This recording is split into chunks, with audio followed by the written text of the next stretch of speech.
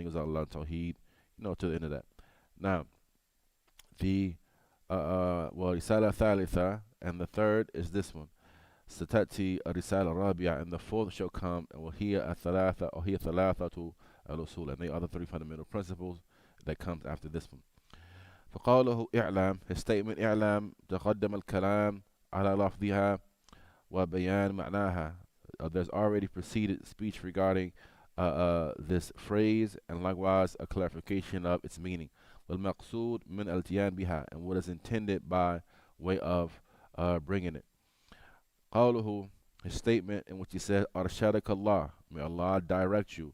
هذا دعاء من الشيخ, this is a dua from the author, and that's just his way, as we've become accustomed to reading his books, whether it was the other books that we've covered up to this point. Masail al-Jahiliyyah, no, we didn't do Masail al-Jahiliyyah yet. We did Sitta Mawalim min al-Sirah, or 6 events from the prophetic Sirah, and other than that from the books of the author that we have covered, Kashf Shubuhat, and so on and so forth. You find this is from his style. It is from his writing style to make dua for the reader. And this is a type of mercy from the teacher to his students, that the teacher supplicates for them. And when the teacher supplicates for the students, this endears the teacher in the heart of the students, that my teacher supplicates for me, he makes dua for me, and like this. Now, and so this is from the Sheikh's way and his custom, as you find inside of all of his books. So he says, it is a dua from the Shaykh لكل من يقرأ هذه الرسالة متفقها أو متفاهما لها, that this is a dua for all of those who read this book, seeking to understand it, يطلب العمل, intending to act upon it, بها وأن بأن يرشده الله, that Allah Ta'ala should direct him. والإرشاد هو الهداية, and direction, it is guidance. What is intended by it is hidayah, or guidance to that which is correct. وتوفيق العلم, and to be given success from Allah Azza wa Jal, to have ilm, because this affair cannot come about except by way of success. It is not going to come about just by merely studying or reading a book. How often are those who study and they still go astray? Now, people read books and they still go astray. So it is not by merely virtue of the individual reading books or sitting in a dars or even sitting with the ulama. How many people that we know have sat with kibar, ulama kibar, major, big scholars, now become attached to them, and they still deviate and go astray. They still deviate and go astray. So this shows you that merely sitting with a particular sheikh is not enough. The tawfiq is from Allah Azza wa Jal. Success is from Allah Tabarak wa Ta'ala, to be guided, to have ilm, to have knowledge that is nafit, that is beneficial, and al-amal salih, and righteous deeds.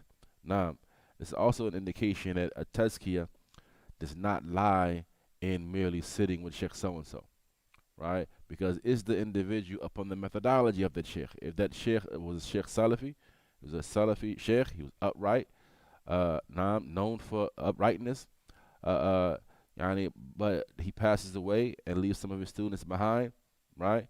By virtue of merely sitting with that sheikh or having a connection to that sheikh, or may have been praised by the sheikh, this is not enough.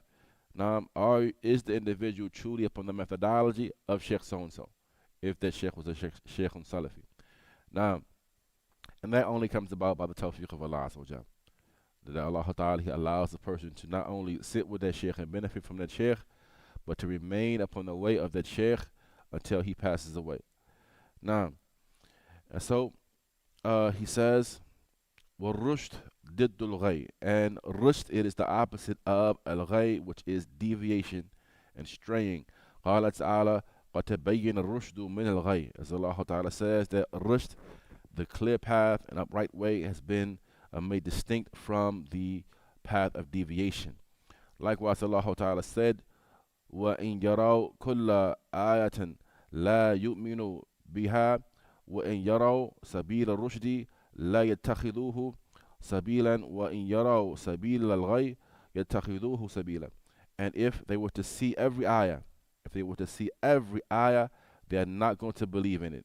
Again, this goes back to what we mentioned previously. And a person being exposed to the haqq is not necessarily an indication that they are going to accept it and they're going to remain upon it. Now, He says if they were to see every ayah, they're not going to believe in it. And if they were to see the path of rushd and uprightness and guidance, they're not going to adopt it as a way.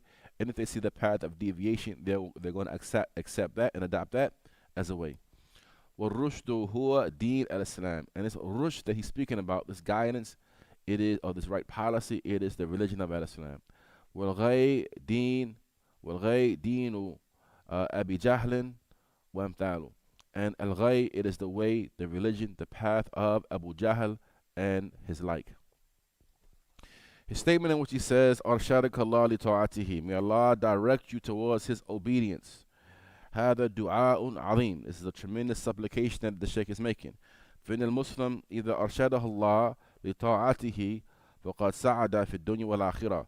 Because if the Muslim is directed by Allah to his obedience, then he will be successful and happy in this life as well as the hereafter. As an indication that the opposite is likewise true. If a person is not directed towards obedience, he lives a life of disobedience, he lives a life of sin and transgression, then he's bound to be miserable in this life as well as the hereafter. Why do you think you have from the kuffar those individuals who they may have all of the that which a person may want in the dunya? Now, they may have beauty, they may have youth, they may have wealth, but they're still miserable. They're still miserable. They're committing suicide, they're jumping off of buildings, they're blowing their brains out. While and what's apparent to the people, they have success. They have things that many of the people lust after and crave for. Now, but they don't have happiness. They don't have happiness. Why? Because they are not directed. They've not been directed to the obedience of Allah Azza wa Jal. Because happiness, barakallahu fikum, it is a creation of Allah Azza wa Jal. Happiness is a creation of your Lord. So when you seek it from other created things, you're bound to be disappointed. This is why some people, they seek happiness in a man, seek happiness in a woman, seek happiness at the bottom of a bottle. They seek happiness in weed and all types of other ills. Now, seeking treatment by way of something which is a disease in reality. And they never find that happiness they're looking for because they're seeking it from the wrong place. They're seeking it from the wrong place. Seek it from the one that created it and owns it. That's Allah Azza wa Jal. And the only way you will attain that is by obedience to Him. By obedience to Allah Tabarak. It makes your life so much easier. Obedience to Allah Azza wa Jal makes your life easy. It sets your life in order. You're praying as a Muslim, and you formulate your life. You set your day up around those salawat. You set your life up around your religion and what you have planned in terms of fasting. For example, the month of Ramadan is coming. I know I have to set my schedule around that fast. I have to see if I can alternate my days at work so I can make Jumu'ah and the likes of this, right? You set your life up around your religion. Then by way of this, you will attain happiness, inshallah ta'ala. Because happiness belongs to Allah Tabarak wa ta'ala. So if Allah directs you to His obedience, you make that your priority. As you have the dunya and you have the hereafter. Each of them has children, as the hadith mentions. Each of them has children. So be a child of the hereafter and don't be a child of this dunya. Don't be a child of this dunya. And so you will find that the person, if he is directed to the obedience of Allah Tabarak wa Ta'ala, sa'ada fi dunya wal akhirah. He's going to be happy in this life. As he will find ease and contentment and the happiness that he's seeking. And this will inevitably lead to happiness in the hereafter. وَالطَّاعَةِ هِيَ امتثال ما أمر الله به. And obedience, it is to adhere to that which Allah Ta'ala has commanded with. وَاجْتِنَابُ مَا نَهَى اللَّهُ عَنْهُ. And to avoid that which Allah has prohibited. هذه هي الطاعة. This is obedience. And to تطيع Allah, that you obey Allah and His commands, and you adhere to them and do them, and you obey Allah as it relates to His prohibitions, and thus you avoid them. امتثالا لأمر الله. Adhering to the command of Allah Azza wa Jal, وابتغاء وجه الله, and seeking the face of Allah Tabarak wa Ta'ala, seeking Allah's good pleasure, and hoping for His reward. تخاف عقابه, and you are fearing His punishment. فمن وفق لطاعة الله وأرشد لطاعة الله فإنه يسعد في الدنيا والآخرة. So whoever is given success and tawfiq to attain Allah's obedience, Again, this only is attained by way of the tawfiq of Allah Azza wa Jal. Now, because if Allah does not make you, He does not give you the tawfiq to obey Him, then you inevitably disobey Him. Now, He says, and he is directed to the obedience of Allah, he will be happy in the dunya and the akhirah. But the author continues, after mentioning, no, may Allah direct you to His obedience, Anna al-Hanifiyya, Millat Ibrahim, that al-Hanifiyya, which is the religion of Ibrahim. Now, he says that Hanifiyya is the religion of Ibrahim, meaning alladhi yajib an تعلمه وأن تعرفه أن الحنيفية ملة إبراهيم, meaning that which is incumbent upon you to know and to be cognizant of is that Hanifiyya is the religion of Ibrahim. This is Islam. This is Tawheed, right? It's called Hanifiyya. He says, وَالْحَنَفْ فِي اللُّغَةِ, al-Hanaf in the Arabic language, it is al-mail. It is to lean. It is to lean. Naam, فمعنى الحنيفية, so the meaning of al-Hanifiyya, which is the religion of Ibrahim, it is al-Milla al-Ma'ila an al-Shirk ila-Tawheed. It is a religion that leans away. It leans away from shirk towards at-Tawheed. Away from shirk towards at-Tawheed. Now, he says, وَإِبْرَهِيمُ عَلَيْهِ السَّلَامُ كَانَ حَنِيفًا مُسْلِمًا. And Ibrahim, he was a Hanif. He was a monotheist. He was one who leaned away from shirk. He rejected it. He distanced himself from it and turned away from it towards the Tawheed of Allah Azza wa Jal. He was a Muslim. He was a Muslim. Now, he says, meaning ma'ilan an al-shirki wa mu'ridan anhu ila tawheed wal ikhlas lillah. He was one who leaned away from polytheism, turned away from it towards the Tawheed of Allah and making his religion pure for Allah. قال تعالى, so Allah Ta'ala says, إن إبراهيم كان أمة قانتا لله. The Ibrahim, he was an ummah, he was a nation. He was a nation by himself. He was a nation by himself, and he was قانتا لله, devoutly obedient to Allah, حنيفا ولم يكن من المشركين. He was a Hanif, a true monotheist. He was not amongst the pagans. وَالْحَنِيفُ مِنْ أَوْصَافِ Ibrahim. And this is just from the descriptions that Allah Ta'ala has given to Ibrahim. Amongst the things he has described him with. As we heard in the verse that we just mentioned, he was a Hanif, and he was an Ummah, he was Qanit, he was devoutly obedient to Allah Azza wa Jal, and he was not a pagan. So this is from the descriptions of Ibrahim. بمعنى أنه معرض عن الشرك ومائل عنه بالكلية إلى التوحيد, that he was one who turned away from shirk and he totally distanced himself from it or leaned away from it towards التوحيد. متوجه بكل وجهته إلى التوحيد والإخلاص لله, and he was devoted with all of his being to the Tawheed of Allah Azza wa Jal and al-Ikhlas lillah, making his religion pure for him. قال تعالى, as Allah Ta'ala says, ثُمَّ أَوْحَيْنَا إِلَيْكَ أَنَ اتَّبِعْ مِلَّةَ إِبْرَاهِيمَ حَنِيفًا. And then we revealed to you, O Muhammad, that you should follow the religion of Ibrahim, Hanifan. Be a Hanif. Be a Hanif. Be a true, pure monotheist. وقال سبحانه, likewise Allah Ta'ala says, ما كان إبراهيم يهوديا ولا نصرانيا ولكن كان حنيفا مسلما وما كان من المشركين. And Ibrahim was not a Jew, nor was he a Christian. Rather, he was a Hanif, a Muslim. He was a pure monotheist and a Muslim, and he was not amongst the pagans. So these are the descriptions that Allah has described Ibrahim alayhi salam with. And from them, أنه كان حنيفا, is that he was a monotheist. And that his millah, his religion, is a religion that is Hanifiyya. It is Hanifiyya, bearing this description, وَهِيَ الْمِلَّةِ الْخَالِصَةِ لِلَّهِ. It is a pure religion that is pure for the sake of Allah Tabaraka wa Ta'ala, التي ليس فيها شرك, having no polytheism within it. وقد أمر الله نبيه صلى الله عليه وسلم أن يتبع هذه الملة بقوله. And Allah Ta'ala commanded his prophet to follow this religion, wherein he said that which you have heard, ثُمَّ أَوْحَيْنَا إِلَيْكَ أَنِ اتَّبِعْ مِلَّةَ إِبْرَاهِيمَ حَنِيفًا. And we commanded you, O Muhammad, to follow the monotheistic religion of Ibrahim, وَمَا كَانَ مِنْ الْمُشْرِكِينَ, and he was not a pagan.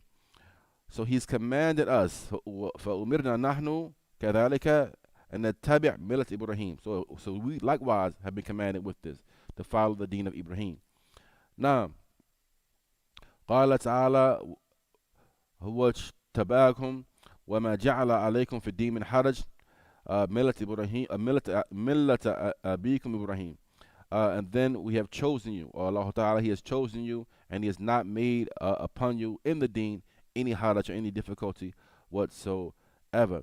The religion of your father Ibrahim, huwa sammakum al-muslimin. He has named you to be Muslims. So this is the deen in reality of all of the Rusul. So why is it that Ibrahim is described as being the deen of Ibrahim, when in reality it was the deen of all of the Rusul before and after Ibrahim? Naam, but it's described as being the deen of Ibrahim. He says, Naam, that it was due to the fact that Ibrahim alayhi salam is afdal al-anbiya ba'da nabiyina Muhammad. He's the best of the prophets after our prophet Muhammad sallallahu alayhi wasallam. And the best, hands down. As we mentioned previously, that when we speak about the hierarchy of humanity, naam, then the best of humanity in totality are the Anbiya, or the prophets. They're the best of the people outright. This is why when these individuals from the Kufar, when they pop up and say that so-and-so is the prophet, Drew Ali is the prophet, Elijah Muhammad is the prophet, this one's the prophet, that one's the prophet, now Marcus Garvey is the prophet. These people cannot possibly understand who the prophets actually are and what is their virtue. And what is their virtue? They are the best of humanity outright. Some of these people, they were liars. They weren't even, they weren't even righteous. They weren't even pious by any stretch of the imagination. But they are prophets somehow. Now, so in reality, the prophets, they are the best of humanity outright. But the best of them, the best of the prophets, are the prophets that are also messengers. Not every prophet is a messenger. Now, every messenger is a prophet, but not every prophet is a messenger. So the best of the prophets are the prophets that are also messengers. But the best of the messengers are the 5 Ulul Azm, the messengers of strong will. And they are, first in order of their virtue, is Muhammad alayhi salam. He's the best outright. He is the Imam of the Muttaqun, the Imam of the pious, and the most pious of the pious are the prophets and messengers. And he is their Imam. He is their Imam. Now, and so he is the best. After him is his father Ibrahim. His forefather Ibrahim alayhi salam. He is the best after our Prophet Muhammad alayhi salam. After him comes who? Who do you think? Musa alayhi salam. Musa is the best after Ibrahim. After him, the scholars differ as to if it is Isa or it is Nuh. Some say Nuh, some say Isa. Naam. So regarding the last two, then there's some khilaf between the ulama as to who is the best, Isa or Nuh. But the majority say it is Nuh. The majority say it is Nuh. Naam. He due to the fact that he gave da'wah for 950 years. He gave da'wah 950 years that he called the people to the Tawheed of Allah Azza wa Jal. At any rate, now, so Ibrahim, he's the best. He's the best after our Prophet Muhammad sallallahu alayhi wasallam. Naam, and he experienced in the path of da'wah to the Tawheed of Allah Azza wa Jal min al-ta'adib wa min al-imtihan ma lam yaqahu ghayrahu. That which he experienced in the path of calling to Tawheed, torment and punishment, naam, and tests, that which none others besides him had encountered. And he was patient upon that. He was patient upon that. Ibrahim alayhi salam was tossed into a fire. He was tossed into a blazing fire. Now, individual plotted to kill him and wanted to kill him to take his wife. In order to take his wife. So he experienced in the path of da'wah to Allah Azza wa Jal, from the tests and trials, and Allah Azza wa Jal commanded him at 90-something years old to circumcise himself.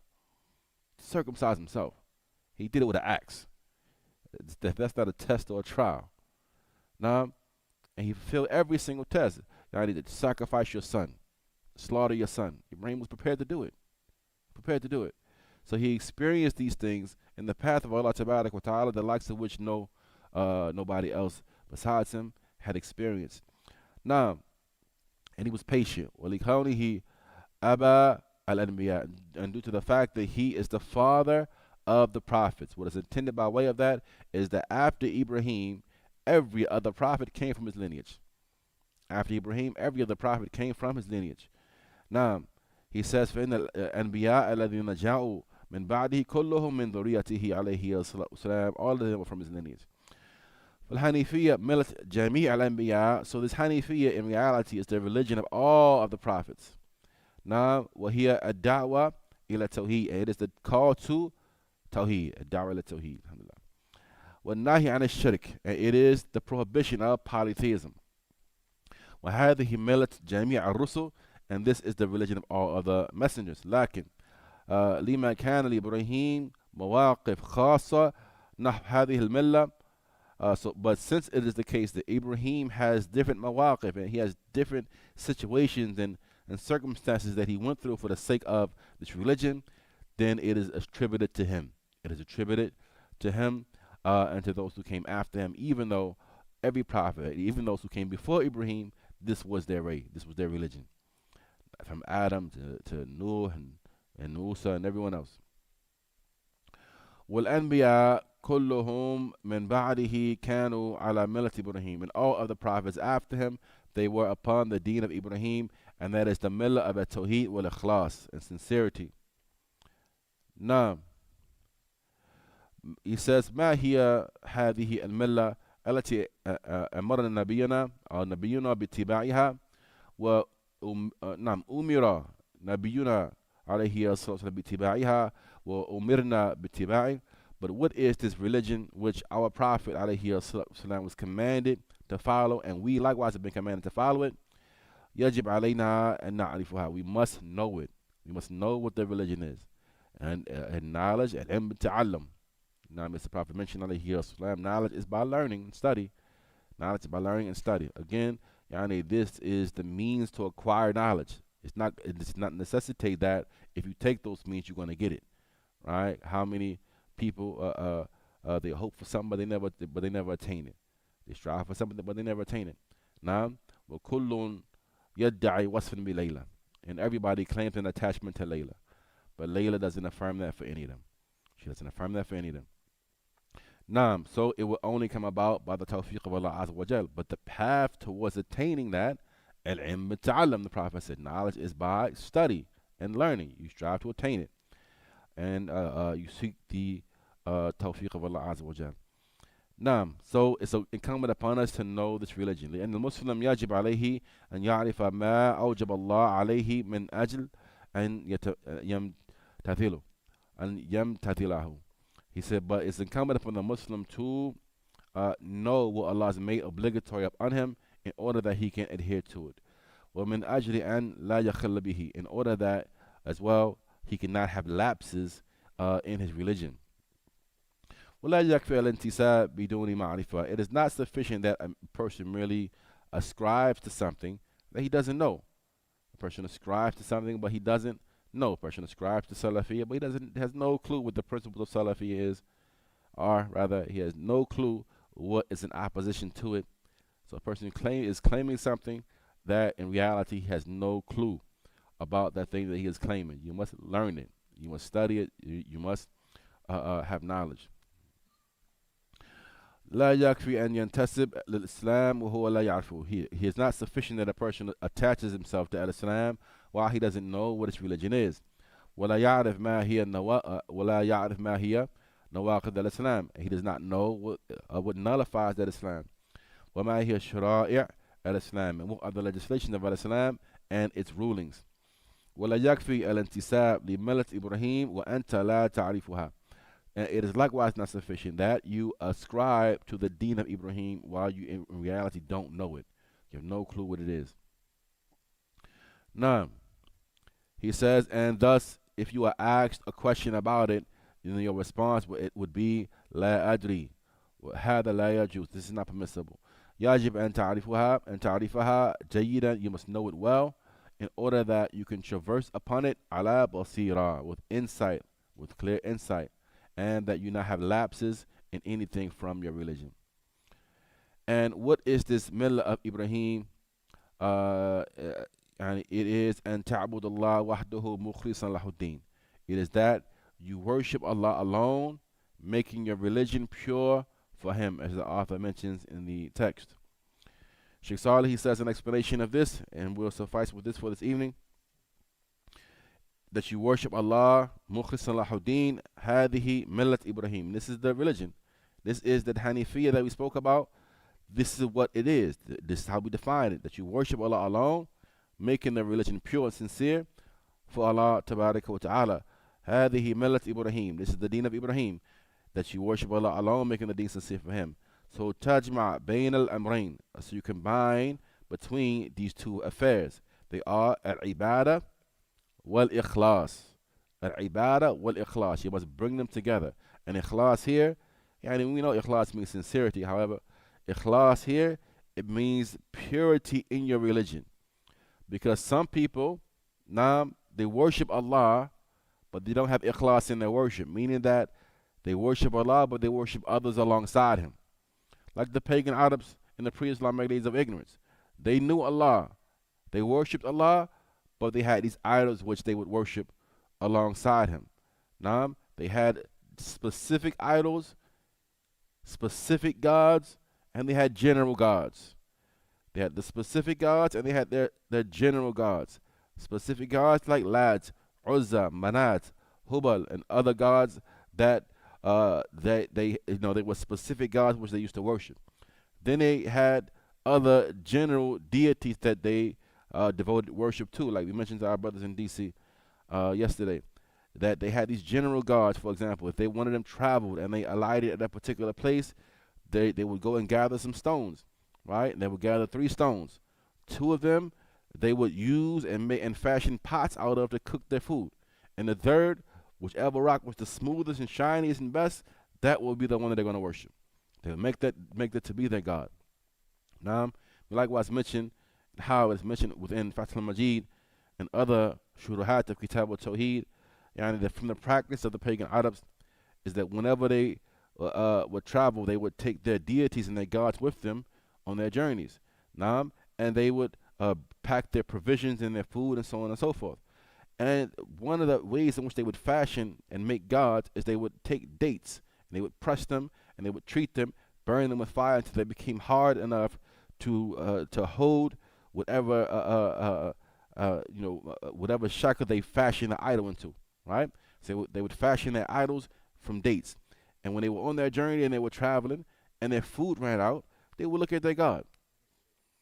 They would look at their God, and God's looking kind of tasty over there, right? They would eat their God. This is from the stuff and the foolishness and the stupidity of polytheism. That anything that a person devotes worship to, it's a created being. It's a created being. So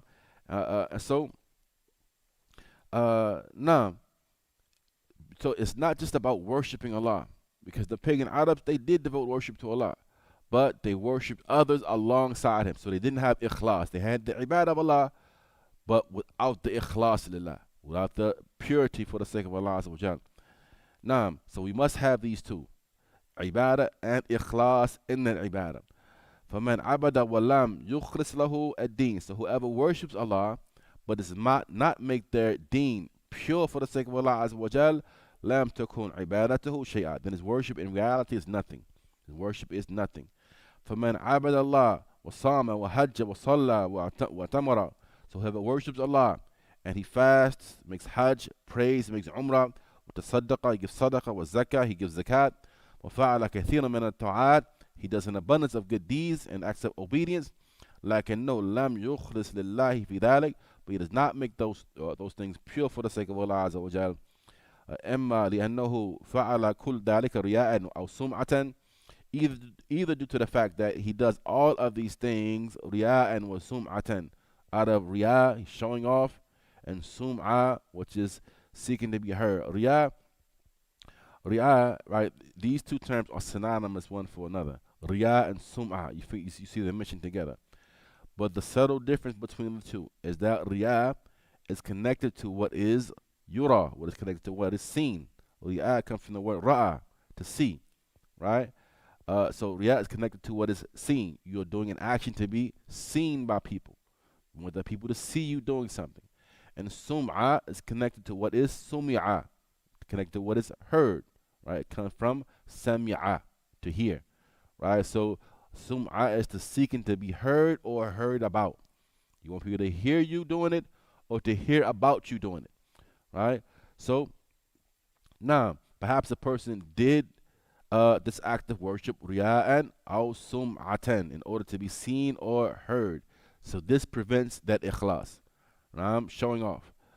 أو أنه خلط عمله بشيء من الشرك كالدعاء غير الله, or he mixed up that action that he did with something from shirk, like dua to other than Allah Azza wa Jal, والاستغاثة بغير الله, seeking salvation from other than Allah. I think we mentioned to the brothers before that story that was mentioned by one of the ulama, Sheikh Abdul Razak brother, and he mentions how he was, I believe, in Indonesia to give dawah. He was giving dawah in Indonesia. And the time came for the prayer. It was a break in the durus. Time came for the salah. And he's in the salah, and the person is standing next to him in prayer. And the person is in prayer next to the sheikh, and he's crying, he's weeping in the salah. And his weeping became so intense, the sheikh said it started to affect me. And I began to cry. He says, but until throughout the course of the salah, the man next to me, I hear him say, Ya Muhammad. He says, Ya Muhammad. Making dua to who? To the Prophet alayhi wasallam. Right, so here you're making salah. It's an act of ibadah, but you're mixing that ibadah up with something from shirk, like dua to other than Allah Azza wa Jal. So the sheikh, he just narrates how he waited for the prayer to finish. After the prayer, he went to the man. He made small talk with him. Kif halak, kif al-aila, how are you, how's your family, so on and so forth. By the way, in the salah, I heard you say such and such. Did you know that this is worship, and worship is the exclusive right of Allah? And he broke everything down to him, explained the affair to him, mentioned many ayat, mentioned many ahadith, from the sunnah. And the man, it turns out he never heard these things before. Never heard these things before. I just didn't know. And so we're showing how and demonstrating how a person can do an act of worship for Allah, but mix that up with worship for other than Allah. A straight up act of ibadah. You're making salah, which is a clear legislation of Al-Islam. Allah legislated it for his ibadah. Person is, as Muslim, obviously, because he's doing it. But in that ibadah, he's making a shirk with Allah Azza wa Jal. Now, istighatha bi ghayrillah, and seeking salvation from other than Allah. Wa dhabh li ghayrillah, slaughtering for other than Allah. Then hada lam yakun mukhlisan fi ibadatihi. So this person who does this is not mukhlis in his ibadah. He's not pure in his worship. Bal huwa mushrik, rather he is a pagan. He's a polytheist. Laysa ala millat Ibrahim alayhi salatu wasalam, and not upon the deen of Ibrahim. And many of those who ascribe to al-Islam today, yaqa'una fi shirk, but they fall into shirk akbar. Muslims are ascribing to al-Islam, falling into major shirk, from dua to other than Allah, the worship of graves and edifices, slaughtering for the sake of those graves or the inhabitants of them, making vows for them, and tawaf around them, going around the graves, tabarruk biha, rubbing upon these graves, seeking blessings. Now, as you find with some of the Ahl Tasawwuf, they go to the graves of their teachers and their so-called saints or what have you, and they believe that since this person is whoever he may be, and he has this status with Allah Azza wa Jal, if I go to his grave and I rub the grave, I just rub upon the grave, I'm going to get blessed by way of that. It's tabarruk. Now, they believe that the soil in which certain people are buried is a blessed soil. Now, like the Shia, and what they believe regarding Karbala. Karbala is the place wherein Hussein radiallahu anhu where he was murdered unjustly. We believe he was murdered unjustly, but he was murdered there after the Shia themselves drew him out. They drew him out on the claim that we have Al-Hajjaj. He's a tyrant. He's a despot. He's this. He's that, and third. Come out, and we're going to rally around you, and we're going to assist you, and we're going to fight beside you, and so on and so forth. You're going to be our leader. You are the prophet's grandson, and you're this, you're that, and we're going to do this and that and third. Made a bunch of promises, but when he came out, and he was coming to them to aid them, what occurred? They left him. They abandoned him. And he was murdered at Karbala. And the Shia, they believe that Karbala is a blessed place. But what did Hussein himself say about it? When Hussein, he saw Karbala, and as they were traveling, he said, "What's the name of this place?" They said, "It's called Karbala." It's called Karbala, right? It's the name of the area that they were in. He said, "Karbun wal Bala." Karbun wal Bala. He broke the word down. Karbun meaning a place of distress, wal Bala, a place of calamity. And sure enough, this is where he died. This is where he was murdered. But they take it to be a blessed place. They say the rocks that are in Karbala, you should prostrate upon these rocks. Why? It's the secret behind the Shia and prostrating on rocks. You prostrate upon the rocks and so on and so forth. He says, and they say, but at the same time they say that they are Muslims. هؤلاء لم يعرفوا ملة إبراهيم. These people don't know the deen of Ibrahim. التي عليها نبيهم محمد صلى الله عليه وسلم, which their prophet Muhammad was upon. لم يعرفوها. They don't know it. أو عرفوها وخالفوها على بصيرة. Or perhaps they actually do know it, but they oppose it upon insight and knowledge. وَيَعْذُ بِاللَّهِ هَذَا أَشَدْ. And this would be worse. This would be worse. They know it, but they still turn away from it. فَمِلَّةِ إِبْرَاهِيمَ لَا تَقْبَلْ الشِّرْكَ. So the religion of Ibrahim, it does not accept shirk. It does not accept shirk. بِأَيْ وَجْهٍ, in any way whatsoever. وَمَنْ خَلَطَ عَمَلَهُ بِالشِّرْكِ فَلَيْسَ عَلَى مِلَّةِ إِبْرَاهِيمَ. So whoever mixes his religion with the shirk is not upon the way of Ibrahim. وَإِنْ كَانَ يَنْتَسِبْ إِلَيْهَا, even if he ascribes to it. وَيَزْعَمْ أَنَّهُ Muslim, and he claims to be Muslim. فالواجب أن تعرف ملة إبراهيم. So you must know the religion of Ibrahim, and you must act upon it and hold fast to it بأن تعبد الله مخلصا له الدين, by way of worshiping Allah, making the religion pure for him. ولا يكن في عبادتك شيء من الشرك. There should not be anything in your worship from shirk, neither major nor minor. Al-Asgar wal-Akbar. And major shirk, as we know, is to straight up render worship to anyone or anything other than Allah. Whether it's dua, it is slaughtering, it is vowing, any act of worship that you give, I am devoting worship to that thing, then that is major shirk.